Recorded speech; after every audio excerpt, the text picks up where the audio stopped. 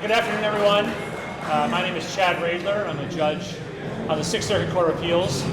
More importantly, for today's purposes, I'm a past president of the Columbus Lawyers Chapter of the Federalist Society. So I admire Robert, who had to introduce 6 judges today. Happily, I only have 1 to introduce, but this is quite a judge, let me tell you. William Pryor is the Chief Judge of the U.S. Court of Appeals for the 11th Circuit. He resides in Birmingham, Alabama. Judge Pryor was appointed to the bench in 2004 by President Bush, and ever since, he's been considered a top contender for a seat on the Supreme Court. Judge Pryor was born in Mobile. He graduated at the top of his class from law school and went on to clerk on the Fifth Circuit for Judge John Minor Wisdom. Now, in addition to his judicial service, his public service includes time on the U.S. Sentencing Commission, and also as the Attorney General of Alabama from 1997 to 2004. Now, immediately before he became Attorney General, he was Deputy Attorney General, and he worked under then Attorney General Jeff Sessions, who I also had the pleasure of working with more recently. If you spend more than, or even just 5 minutes with Judge Pryor, there will be 2 things that will become evident very quickly. One is that he has a masterful command of constitutional law and methods of constitutional and statutory interpretation. And as you'll hear, as you'll hear later, he's not shy about sharing those views. 2, he is a rabid Alabama football fan. I didn't expect that to be an applause line. Before I sit down, I want to give one anecdote about Judge Pryor. To be honest, it's actually a story about me. But this is a veiled way to talk about myself. 22 years ago, I was an associate at Jones Day Columbus working with our chief judge, Jeff Sutton.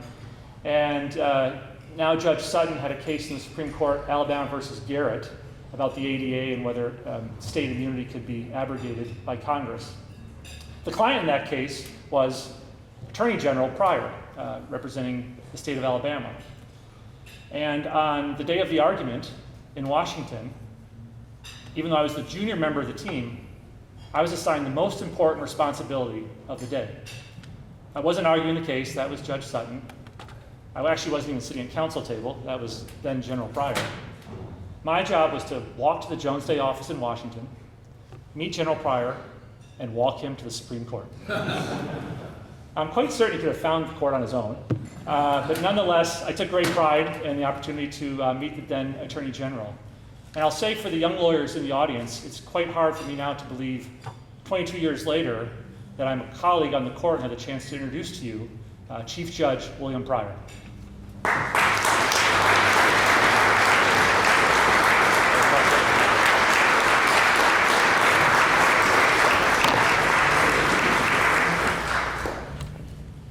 Thank you, Chad. Thanks for the trip down memory lane. Thanks for the warm introduction.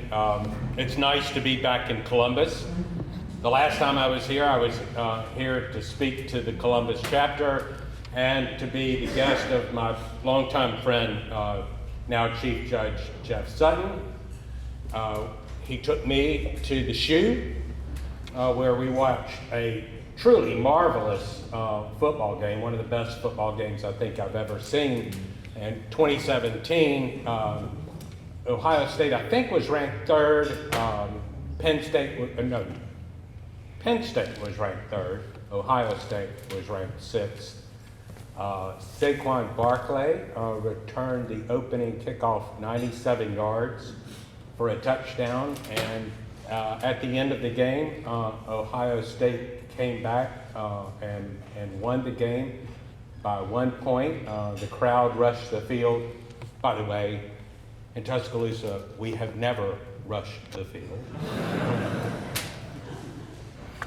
We always expect to win. I had the privilege of welcoming Judge Sutton, my friend, back to Alabama the next year for the Alabama-Texas A&M game. We won. But the bond that we've had from both the law and college football has been a special one, and I hope we get another home and home series very soon. Today, I want to discuss a new version of an old debate. In 1985, then Attorney General Ed Meese delivered a famous address to the American Bar Association in which he advocated a jurisprudence of original intention. Meese argued that in contrast with many modern decisions by the Supreme Court, the founders expected that the text of the document and the original intention of those who framed it would be the judicial standard in giving effect to the Constitution. He explained that judges should not depart from the literal import of the words in the Constitution, and argued, as Justice Story had 2 centuries earlier, that where the words admit of 2 senses, that sense is to be adopted, which best harmonizes with the nature and objects, the scope and design of the instrument. The backlash against Meese's speech was swift and fierce. At a law school symposium a few months later, Justice William Brennan lambasted originalism as little more than arrogance cloaked as humility. Justice Brennan instead promoted an approach whose results aligned with his personal moral vision. He argued that what mattered was what the words of the text mean in our time. And he maintained that the Constitution required judges to strive toward the goal of human dignity. Of course, it was not the founders' conception of human dignity that Justice Brennan sought to advance. Justice Brennan made it clear that it was a particular vision of human dignity that the Constitution should guarantee. For example, he argued that capital punishment was a violation of human dignity, and so unconstitutional, even though he acknowledged that most of his colleagues and most Americans disagreed. I will let you decide, as between Justice Brennan's methodology and the methodology he condemned, which of the two is better described as arrogance cloaked as humility.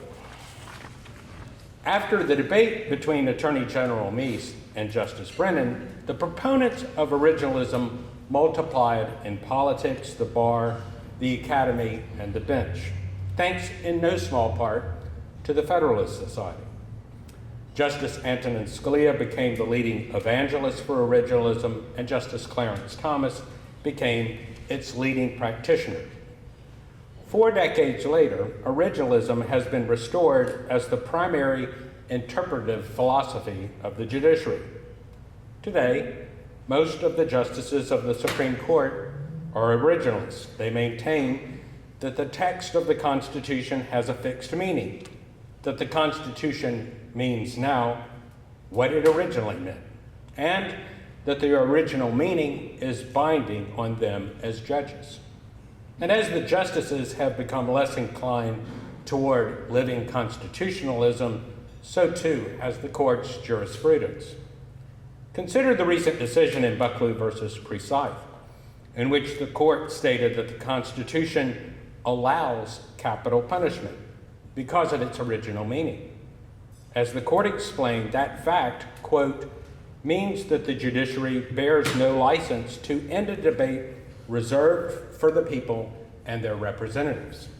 And contrary to Justice Brennan's view, this court acknowledges that a judge is powerless under our Constitution to abolish capital punishment, even if he or she sincerely believes that capital punishment is against human dignity, the natural law, or the common good.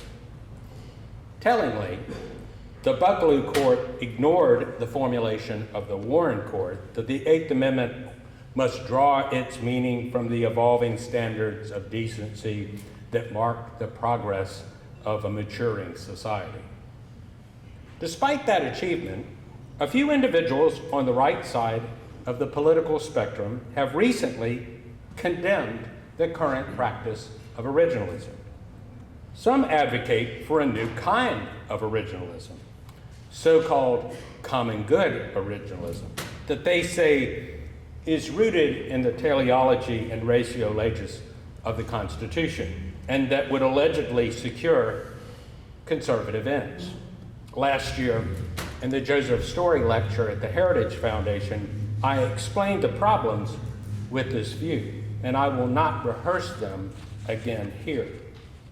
I want instead to address a kind of results-oriented jurisprudence that is indistinguishable in everything but name from Justice Brennan's living constitutionalism. Harvard Law professor Adrian Vermeule's so-called common good constitutionalism, a variant of what I call living common goodism. Vermeule's approach, in his words, takes as its starting point substantive moral principles that conduce to the common good, principles that judges should read into the majestic generalities and ambiguities of the written Constitution, end quote. Replace common good with human dignity, and Vermeule's living common goodism sounds a lot like Brennan's living constitutionalism. Indeed, the difference between Brennan's living constitutionalism and Vermeule's living common goodism consists mainly in their differing substantive moral beliefs. In practice, the methodologies are the same. Although I disagree with Vermeule's view, it would be a mistake to dismiss it out of hand. To be sure, there is little evidence that many judges or lawyers have been persuaded by Vermeule, but his view is being taken seriously by at least some law students. And because the history of the Federalist Society proves that minority views can become prevailing ones, we should take seriously even mistaken views like living common goodism. So I want to explain why Vermeule's view is mistaken. The Constitution does not give judges the power to read into the text of the Constitution substantive moral principles that conduce to the common good, and fashioning that kind of jurisprudence would conflict with natural law. As Professor Robert George has explained, when courts exceed their jurisdiction and usurp legislative authority, whether for good or bad causes, they violate the rule of law by seizing power authoritatively allocated by the framers and ratifiers of the Constitution to other branches of government. Within the bounds of the constraints it imposes, the natural law is neutral about the kind of constitution that a people can establish to promote the common good. Like the ancient moral philosophers, the founders understood that power corrupts. They gave the judiciary and other branches limited powers within separate domains for protecting the common good. They recognized, as Professor George put it, that natural law itself does not settle the question whether it falls ultimately to the legislature or the judiciary in any particular polity to ensure that the positive law conforms to natural law and respects natural rights. And as Professor Vermeule acknowledges, the common good does not by itself entail any particular scheme of judicial review of constitutional questions or even any such scheme at all. The only question for judges is the scope of their power under our Constitution. As Professor Joel Alicea recently explained in his excellent article refuting living common goodism, an enacted text is morally binding according to the natural law tradition only insofar as it is both substantively consistent with the natural law and promulgated by a legitimate authority.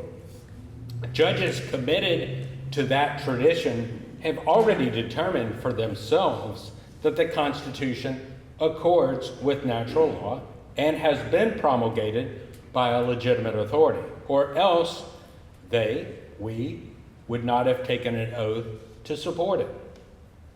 As far as I can tell, Vermeule is not advocating for a revolution of our constitutional order, so we must ask whether our Constitution gives judges the power to ensure that the positive law conforms to the natural law by departing from the original meaning.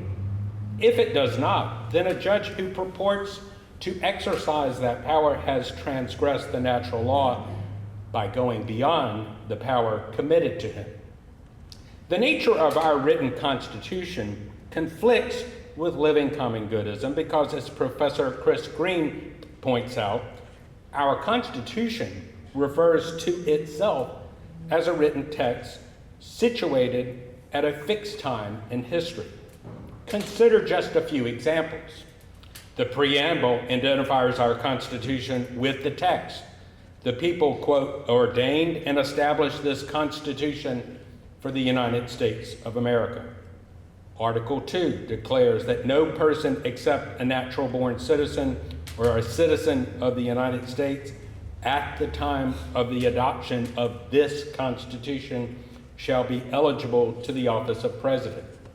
Article 3 extends the judicial power to all cases in law and equity arising under this Constitution, as distinguished from those arising under distinct bodies of law, federal statutory law, and treaties.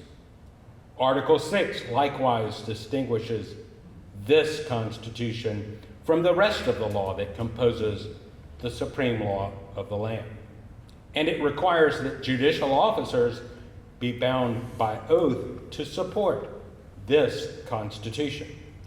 So unlike Britain's unwritten Constitution, our Constitution is a written text that expressed its meaning at the time of its adoption. Vermeule's failure to appreciate the nature of our Constitution causes him to misunderstand what originalism claims about it. Originalism does not, as Vermeule asserts, simply equate law with positive enacted text. After all, the Constitution itself refers both to the law of nations and to the common law. Originalism instead acknowledges that our particular Constitution, novel when it was adopted, is the text with which it identifies itself. So Vermeule's view that departing from the text is not the same as departing from the law may be true of other constitutions, but it is untrue of our Constitution, from which judges have no legal authority to depart. The judicial oath obliges judges as a moral duty to support the written text that is our Constitution. To be sure, an oath could be immoral. Professor Alicia imagines a hypothetical constitution that in express terms mandated genocide. It would be wrong to support that constitution, even if one were wrongly to take an oath to support it. But as I have explained, judges have already determined for themselves that our Constitution, as amended, is morally legitimate. If we are right, then our oath morally binds us. The oath bridges the gap between the descriptive facts about the meaning of the text that is our Constitution and the normative fact that judges are obliged to faithfully interpret what the text means. So the oath squarely presents the question whether originalists have the correct account of interpretation. If so, judges are morally bound to original meaning. On the mistaken living common goodist account, legal text must always be read in the light of natural law, or more accurately, what a judge believes is the natural law. That is, judges may read into the text the moral principles that they believe conduce to the common good. But the problem with that account is that there is no necessary connection between the meaning of a text and any particular conception of the common good. One must know a text's meaning before one can know whether faithful application of its meaning would conduce to the common good. That fact is why we can know that a legal text serves an immoral end. For example, if we were to discover an ancient Roman edict, we would have to understand what the edict originally meant before we could form a belief about whether enforcing it instead of something distinct to which we have superadded our own moral principles, would have been consistent with the natural law. So whether the text bears a particular meaning is an independent, antecedent question for judges to answer, and going beyond that meaning would be going beyond the power committed to them. A major theme of Vermeule's recent popular level polemic defending living common goodism is that it supposedly prevailed at the founding. He contends that living common goodism is the original understanding of the Constitution.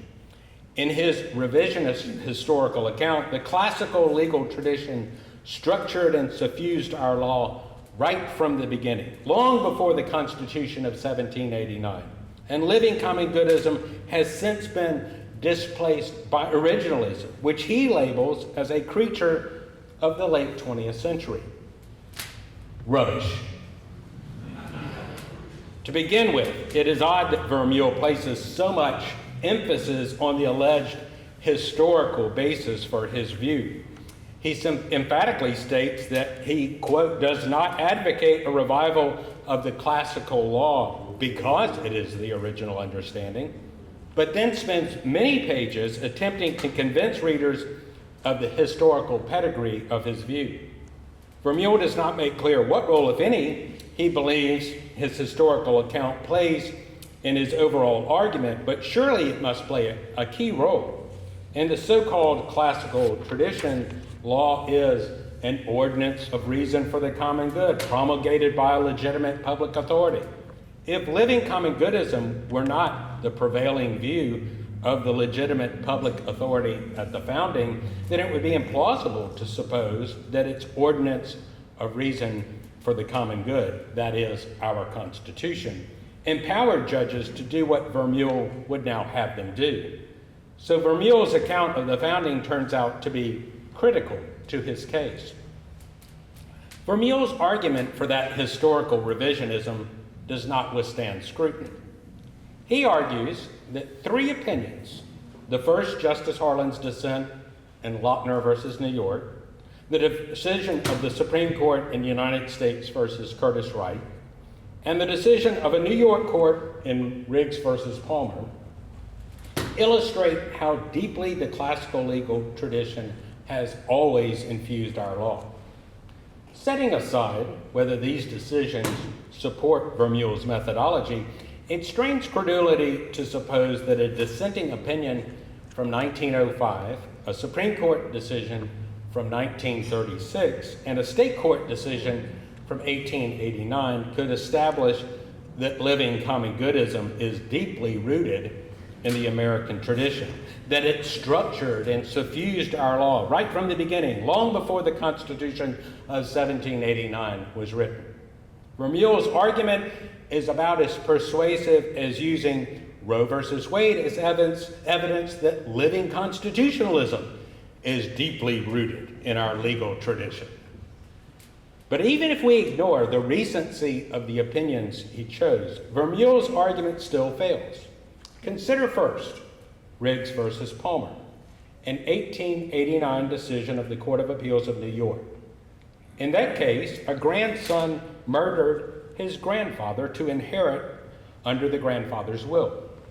The grandson claimed the property, and the sole question for the court's determination was whether he could have it.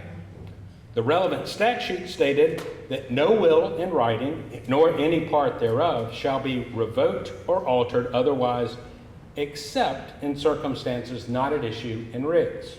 The Riggs court read into the governing statute an exception for murderous heirs and held that the grandson could not inherit.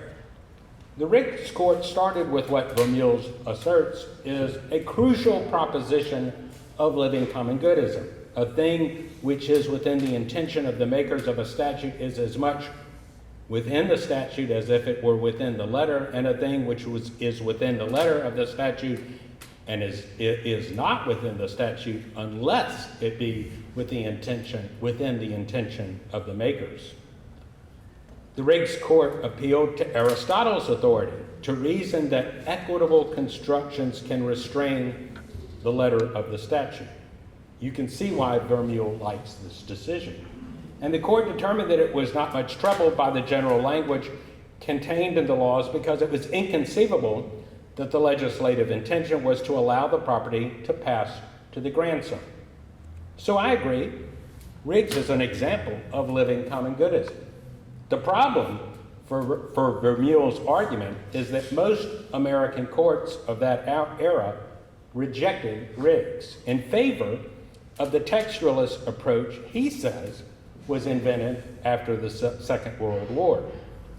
For example, in Wall versus Pfanschmidt, the Supreme Court of Illinois in 1914 rejected the living common goodism of Riggs. It quoted Chief Justice Marshall's 1820 opinion in United States versus Wiltberger, where there is no ambiguity in the words of a statute, there is no room for construction. And it explained that under the rules for the interpretation of statutes, the courts cannot read into a statute exceptions or limitations which depart from its plain meaning.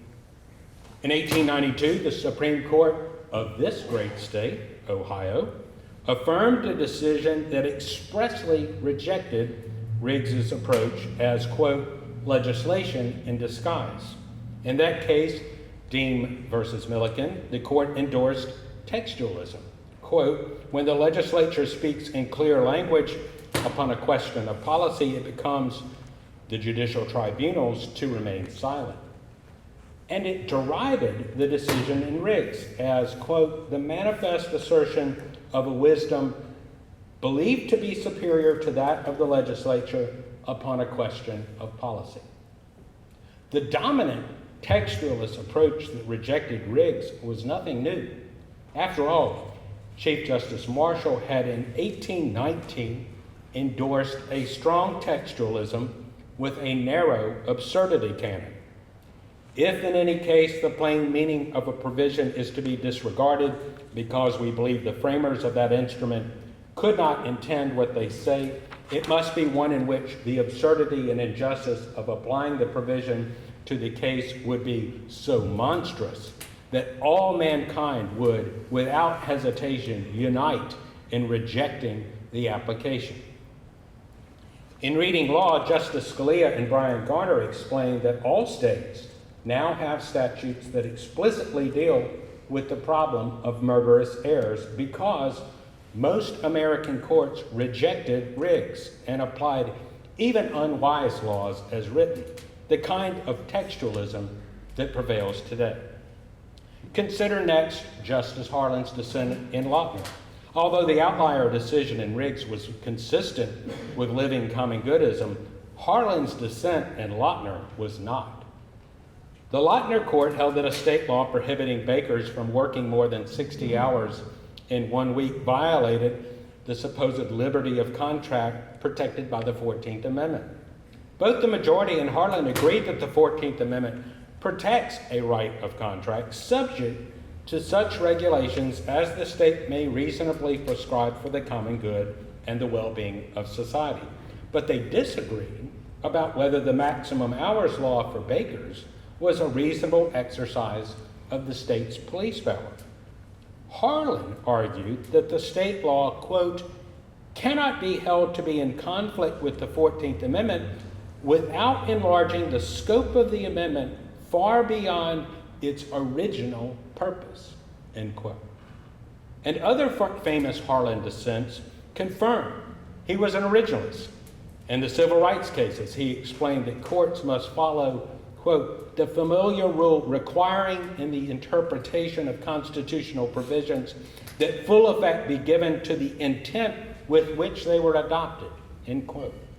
In Hurtado versus California, Harlan argued that the meaning of the words due process of law in the 5th and 14th Amendments, quote, must receive the same interpretation they had at the common law from which they were derived. And in Plessy versus Ferguson, of course, he argued that the 13th and 14th Amendments should be, quote, enforced according to their true intent and meaning. Finally, consider Curtis Wright. Contrary to Vermeule's account, Curtis Wright does not illustrate how deeply the classical legal tradition has always infused our law. In that decision, the Supreme Court held that a joint resolution of Congress permitting the president to prohibit the sale of arms in a foreign conflict was not an unconstitutional delegation of the lawmaking power. The court reasoned that the Union existed before the Constitution, which according to the constitutional text itself was ordained and established to form a more perfect union. The court explained that because sovereignty immediately passed to the Union from Britain, the federal government possessed powers of external sovereignty, such as the power to declare war, to conclude peace, and to make treaties that did not depend upon the affirmative grants of the Constitution. And the court acknowledged that those powers remained in the Union without change, save insofar as the Constitution in express terms qualified their exercise. Now, Vermeule asserts that Curtis Wright stands as a direct and flagrant affront to originalism and to the positivism of which the currently reigning version of originalism is a species, because it endorsed the shockingly anti-originalist idea that the Union existed before the Constitution. But Vermeule again attacks a straw man. Originalism does not assert that the Constitution created the Union, or that there is no law outside the written text. Originalism asserts that our Constitution is a written text that was adopted as the supreme law at a fixed point in time. And the court in Curtis Wright agreed. The court described the establishment of the written Constitution by the Union as an event in time, and it declared that the federal government retained the powers of sovereignty that pre-existed that event only insofar as the Constitution in express terms did not qualify their exercise. The court explained that presidential power, like every other governmental power, must be exercised in subordination to the applicable provisions of the Constitution. Because the Constitution is supreme, the court considered whether the resolution was consistent with the Constitution. It based its ruling on, quote, the unbroken legislative practice which has prevailed almost from the inception of the national government by examining acts of Congress from as early as 1794. And it engaged in originalist reasoning by giving unusual weight to the impressive array of legislation enacted by nearly every Congress from the beginning of our national existence. Curtis Wright is not an example of living common goodism. A major theme of Vermeule's revisionism is that originalism was initially adopted in the 1970s and 80s, but that canard flouts a mountain of historical evidence. For example, James Madison could not have been clearer. In the exposition of constitutions, many important errors would be produced, if not controllable, by a recurrence to the original and authentic meaning attached to their words and phrases. Scalia and Garner explained in Reading Law that in the English-speaking nations, the earliest statute dedicated to statutory interpretation, enacted by the Scottish Parliament in 1427, made it a punishable offense for counsel to argue anything other than original understanding. Now, don't get me wrong. I'm not saying we should lock up the living common goodists.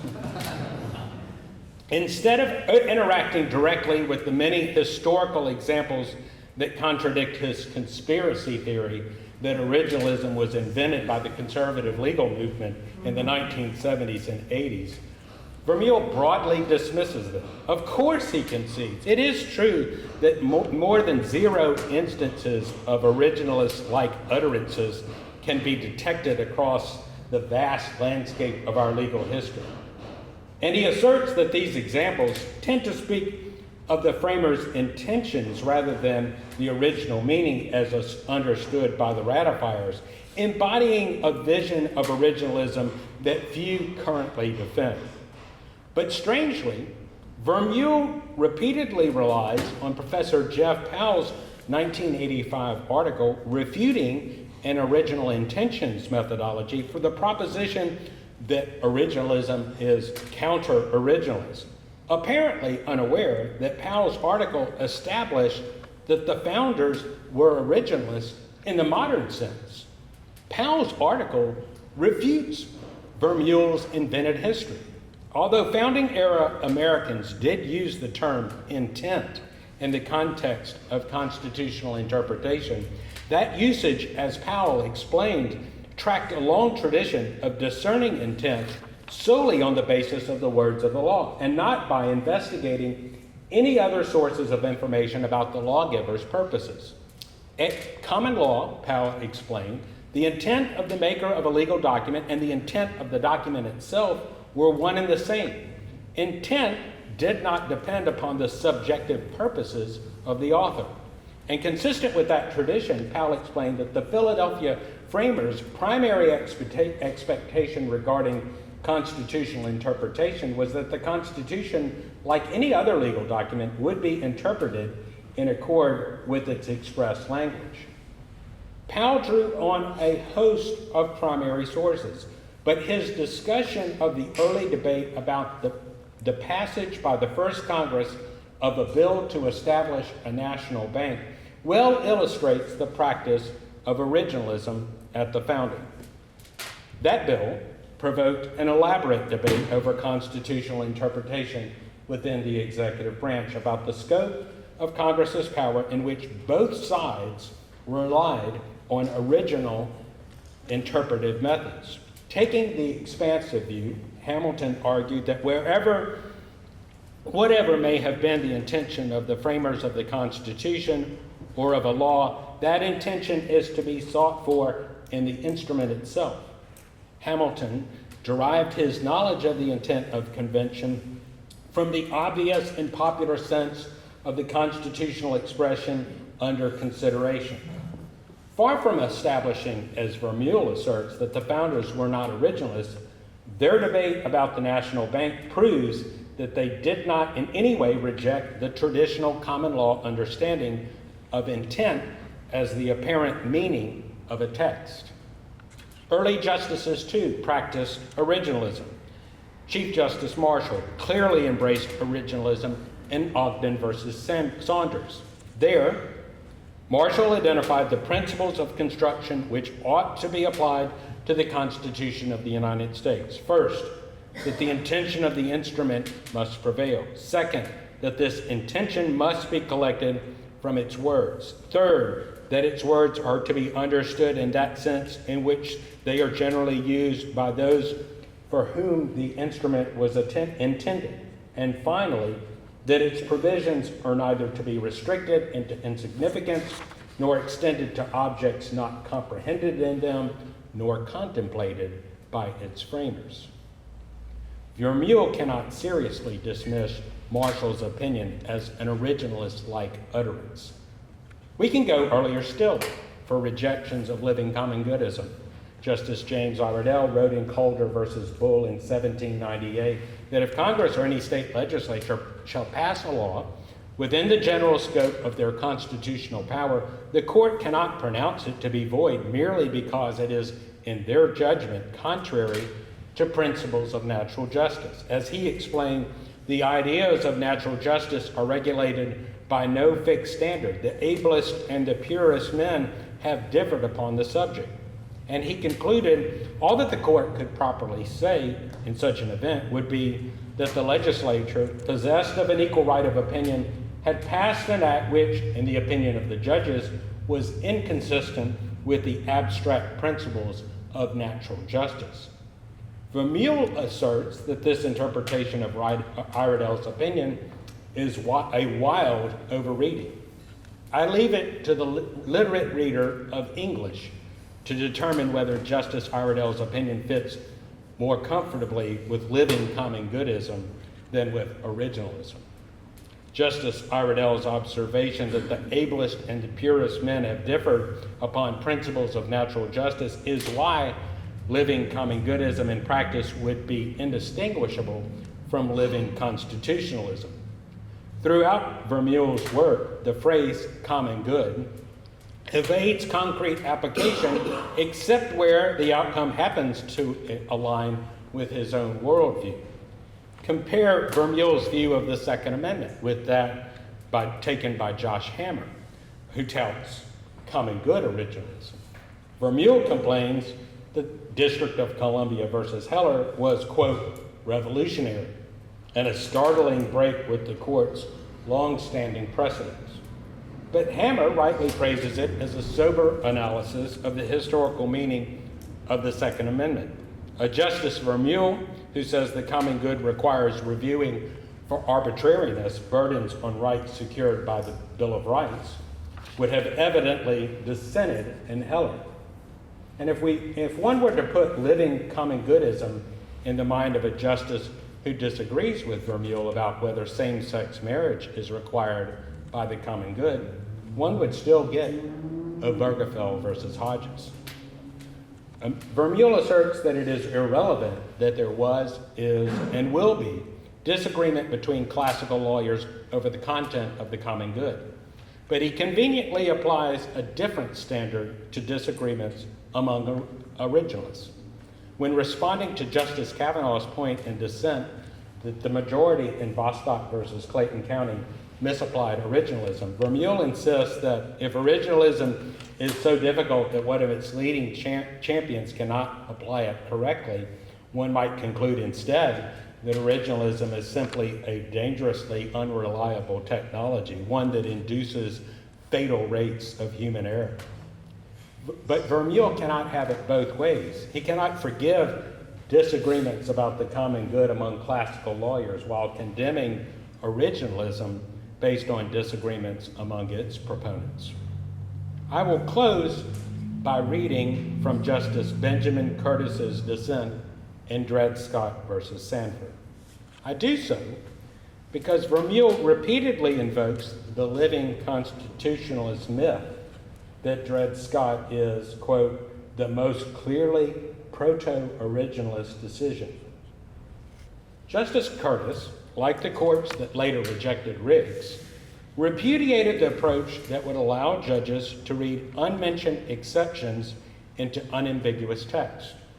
When addressing whether the Supreme Court had the authority to insert into the Constitution an exception of the exclusion or allowance of slavery to Congress's express power to make all needful rules and regulations respecting territories, Curtis rejected Chief Justice Taney's majority opinion as anti-textualist. Here's what he wrote.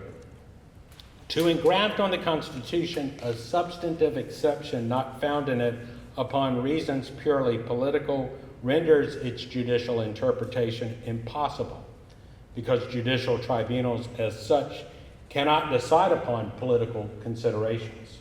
Political reasons have not the requisite certainty to afford rules of judicial interpretation. They are different in different men.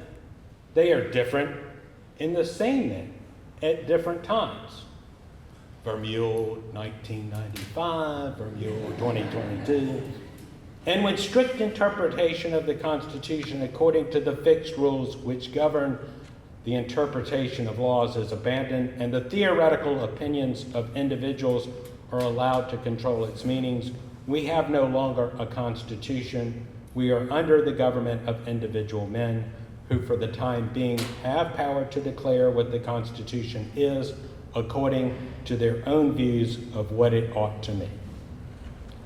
Justice Curtis's textualist dissent in Dred Scott rejected living common goodism. So should you. Thank you.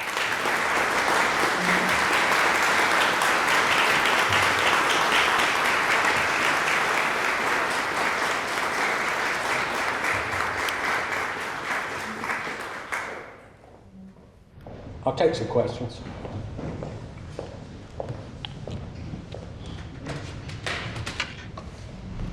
Professor Strang. Judge Pryor, especially thank you for closing argument is responding to a number of Professor Vermeule's arguments in his book. Thank you very much. That's been very increasingly influential. One question I think that Professor Vermeule makes that's more moderate is the claim, I want to hear your response to it, is the claim that some, or at least many of the provisions of the Constitution in its original meaning are under development, and therefore it's within that space that the scope of judicial power allows folks like you to utilize their conceptions of the common good. So I think that's a more moderate claim than some of the other ones. I just think I appreciate your response. Yeah, so I think one of the main claims he makes in that regard is he really parrots what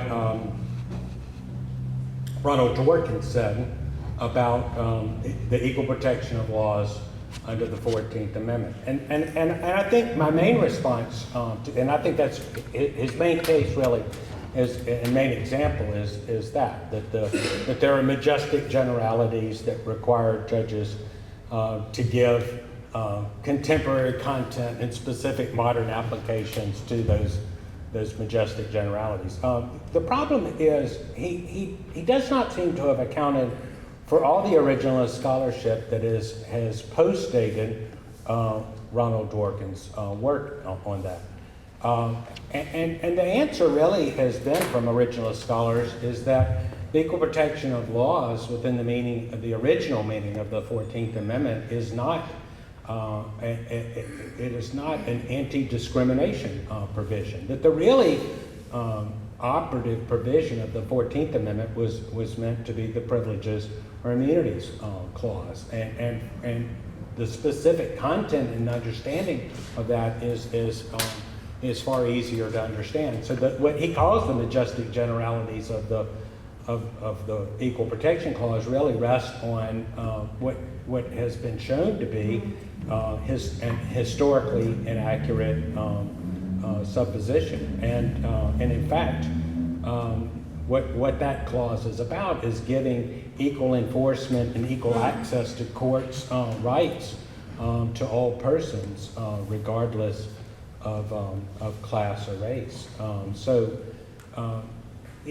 It seems to be, so much of the book to me is sloppy and seems to almost stop at a stopping point of maybe 1995, 2000 at the latest understanding of a lot of this debate, and a lot has occurred since then.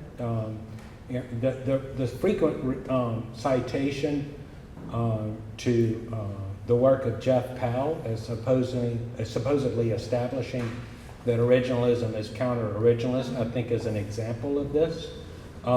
When I remember when that Powell article was published, I was in law school at the time. It was a big deal because the argument was that Powell had proved that what Attorney General Meese had been talking about, and Attorney General Meese, when he started this debate, did use intentions language, original intentions language. He did so, though, really meaning what the framers had meant as well.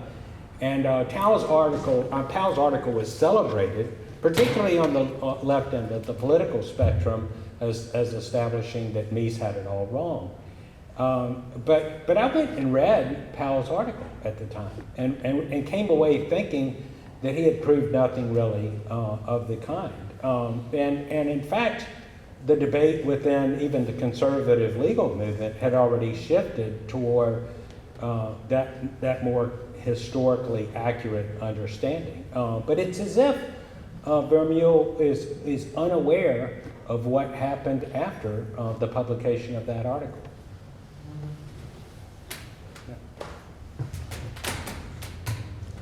So you cite the work of Professor Alicia in a natural law account of originalism, and Professor Vermeule has actually responded to that piece of work in an article entitled Pickwickian Originalism.